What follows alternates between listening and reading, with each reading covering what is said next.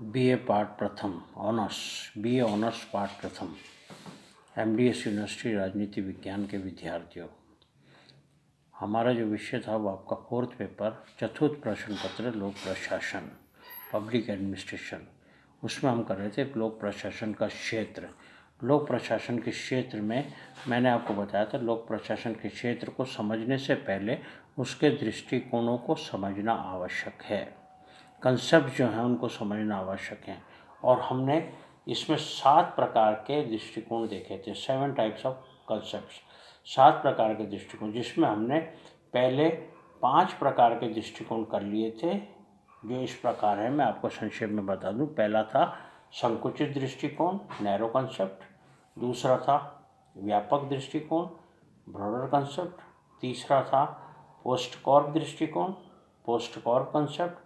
चौथा था पाठ्य विषय संबंधी दृष्टिकोण, concept related to subject matter, पाठ्य विषय संबंधी दृष्टिकोण, concept related to subject matter. पांचवा था लोक नीति संबंधी दृष्टिकोण, concept related to public policy, लोक नीति संबंधी दृष्टिकोण, concept related to public policy. और छठा है मनोसामाजिक दृष्टिकोण, psycho social concept, psycho social concept. और लास्ट था लोक व निजी प्रशासन दृष्टिकोण, पब्लिक एंड प्राइवेट एडमिनिस्ट्रेशन, या concept of public and private administration, concept of public and private administration. ये 7 प्रकार के दृष्टिकोण थे जिनको लोक प्रशासन के क्षेत्र को समझने से पहले समझना आवश्यक है। लोक प्रशासन का क्षेत्र यदि समझना है तो इन दृष्टिकोणों को समझना आवश्यक है, जिसमें हमने 5 दृष्टिकोण कर लिए थे। पहले 5 कौन कौन से?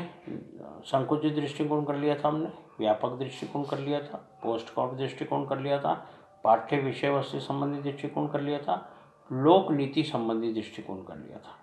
आज हम करेंगे मनोसामाजिक दृष्टिकोण, मनोसामाजिक दृष्टिकोण, psycho social concept, psycho social concept. इसके विद्वानों में जो प्रमुख नाम आते हैं वो आते हैं फ्रेडरिक्स, फेरल हेडी तथा स्टॉक्स, फ्रेडरिक्स, फेरल हेडी तथा स्टॉक्स एवं रॉबर्ट डहेल। ये 4 विद्वान थे जिनके नाम इस दृष्टिकोण के अंतर्गत आते हैं।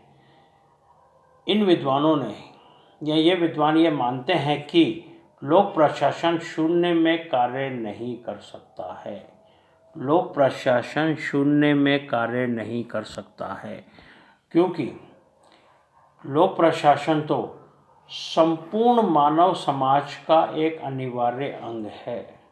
लोक प्रशासन क्या है? संपूर्ण मानव समाज का एक अनिवार्य अंग है, एक अनिवार्य अंग है। अतः लोक प्रशासन का क्षेत्र केवल, लोक प्रशासन के क्षेत्र को केवल कुछ प्रबंधकीय तकनीकों, प्रबंधकीय तकनीक मतलब पोस्ट कॉर्प, कुछ प्रबंधकीय तकनीकों तक ही सीमित नहीं रखा जा सकता है। लोक प्रशासन को कुछ प्रबंधकीय तकनीकों तक ही सीमित नहीं रखा जा सकता, बल्कि मानव समाज की सभ्यता, मानव समाज की सभ्यता, संस्कृति, मूल्य, परिस्थिति, अर्थव्यवस्था तथा मानव व्यवहार इत्यादि भी इसके अध्ययन क्षेत्र में सम्मिलित होने चाहिए, या इसके अध्ययन क्षेत्र में सम्मिलित हैं। इसका अध्ययन क्षेत्र जो उसमें ये सब भी सम्मिलित हैं, तो केवल प्रबंधकीय तकनीकों तक ही से सीमित नहीं रखा जा सकता।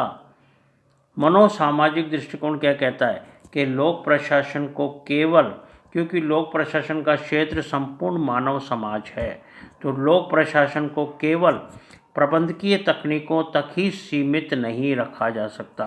प्रबंधकीय तकनीकों के अलावा संपूर्ण मानव समाज लोक प्रशासन के क्षेत्र के अंतर्गत आता है।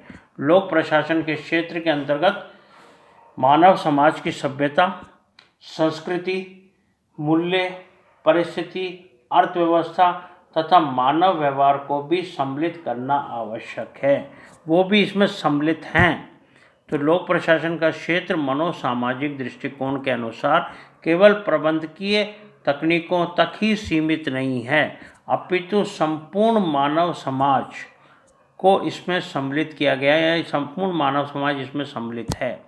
संपूर्ण मानव समाज में मानव समाज की सभ्यता, संस्कृति, उसकी परिस्थिति, उसकी अर्थव्यवस्था और मानव व्यवहार सभी को इसमें सम्मिलित किया गया है। सभी इसमें सम्मिलित हैं, इनको अलग नहीं किया जा सकता। इसलिए मनोसामाजिक दृष्टिकोण ये कहता है कि लोक प्रशासन का क्षेत्र अत्यंत व्यापक है, केवल प्रबंधकीय तकनीकों तक ही सीमित नहीं है। संपूर्ण मानव समाज का अध्ययन लोक प्रशासन के अंतर्गत लिया गया है।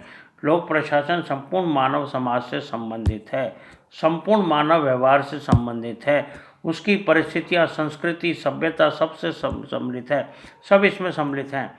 तो ये मनोसामाजिक दृष्टिकोण ये कहता है कि संपूर्ण मानव समाज लोक प्रशासन के क्षेत्र के अंतर्गत आता है। ये था छठा पॉइंट। सातवां और आखिरी पॉइंट आता है लोक व निजी प्रशासन दृष्टिकोण।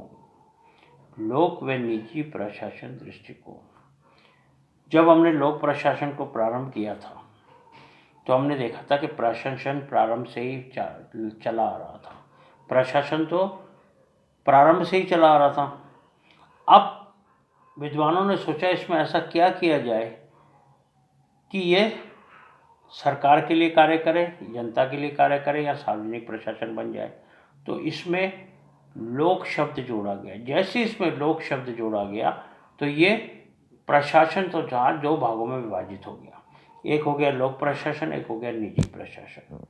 लोक प्रशासन सरकारी प्रशासन, सार्वजनिक प्रशासन या जनता का प्रशासन बन गया, और निजी प्रशासन तो निजी है। निजी प्रशासन स्वार्थ से संबंधित है, निजी प्रशासन लाभ से संबंधित हो गया, और ये जनता के लिए संबंधित हो गया। तो ये था लोक प्रशासन और निजी प्रशासन दृष्टिकोण।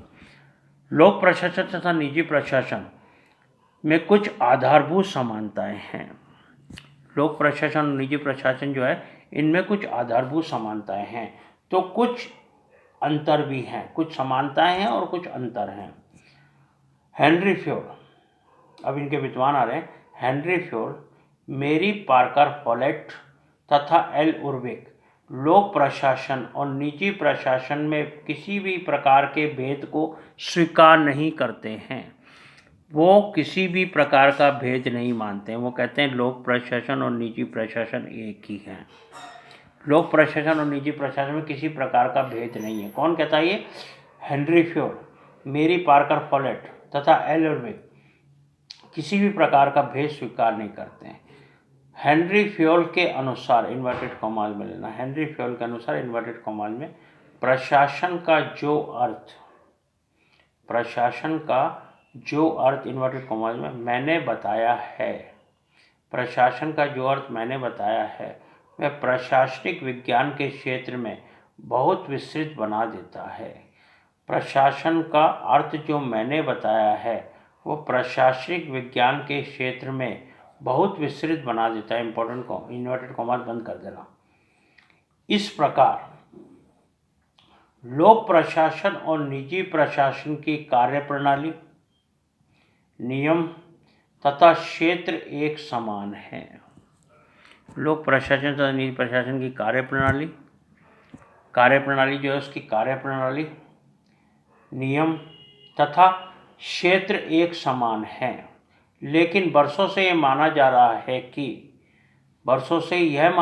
है कि लाभ, उद्देश्य, व्यापकता, दायित्व और लोकहित, लाभ, उद्देश्य, दायित्व, व्यापकता और लोकहित के आधारों पर लोक व निजी प्रशासन में अंतर विद्यमान है। लोक व निजी प्रशासन में क्या है? अंतर विद्यमान है। निस्संदेह, ये तो सही है, निस्संदेह एक बनिए की दुकान, एक उदाहरण दे रहे हैं, निस्संदेह एक बनिए की दुकान तथा सरकारी कार्यालय एक समान नहीं हो सकते हैं। एक बनिए की दुकान है और एक सरकारी कार्यालय एक समान नहीं हो सकते हैं। लेकिन लोक उपक्रमों के माध्यम से सरकार ने भी उन्हीं क्रियाओं को अपना लिया है। लोक उपक्रमों के माध्यम से सरकार ने भी उन्हीं क्रियाओं को अपना लिया है जो एक निजी कंपनी अपनाती है। सरकार भी अब उन्हीं क्रियाओं को अपना रही है जो एक निजी कंपनी अपनाती है, एक निजी कंपनी द्वारा अपनाए जाते हैं। दूसरी ओर दूसरी ओर क्या है, किसी भी देश की अर्थव्यवस्था की राष्ट्रीय सुरक्षा तथा सामाजिक विकास के दायित्व सरकार उठाती है।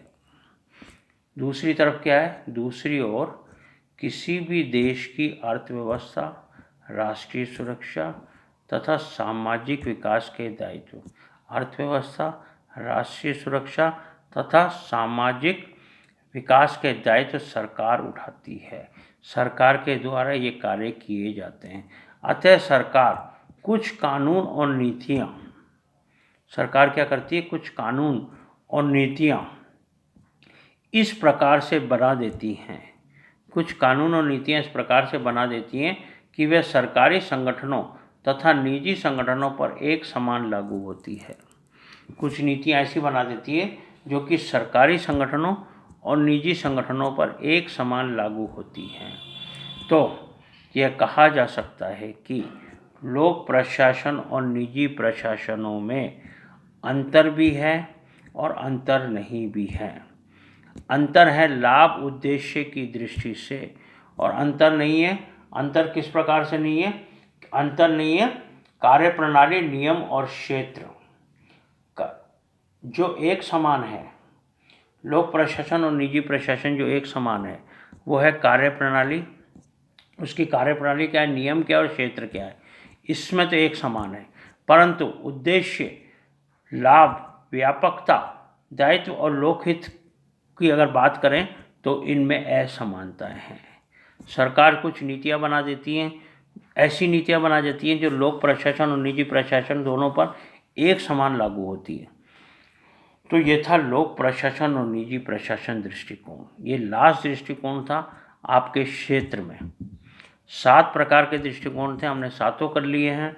नेक्स्ट आता है लोक प्रशासन की प्रकृति, नेचर ऑफ पब्लिक एडमिनिस्ट्रेशन। लोक प्रशासन की प्रकृति, nature of public administration. Nature of public administration में क्या आ सकता है? नेचर ऑफ पब्लिक एडमिनिस्ट्रेशन में हमारे सामने 2 प्रकार की मान्यताएं आएंगी। 2 प्रकार की मान्यताएं। पहली मान्यता आएगी प्रबंधकीय या एकीकृत, दूसरी है विज्ञान या कला। प्रबंधकीय या एकीकृत, दूसरी विज्ञान या कला। मैनेजरियल और इंटीग्रल पहली। दूसरी है आर्ट्स और साइंस और आर्ट्स। तो लोक प्रशासन की प्रकृति में 2 प्रकार की विचारधाराएं हमारे सामने आएंगी, 2 प्रकार की मान्यताएं आएंगी। पहली है प्रबंधकीय या एकीकृत, मैनेजर और इंटीग्रल। दूसरी है विज्ञान या कला, साइंस और आर्ट्स। कल करेंगे।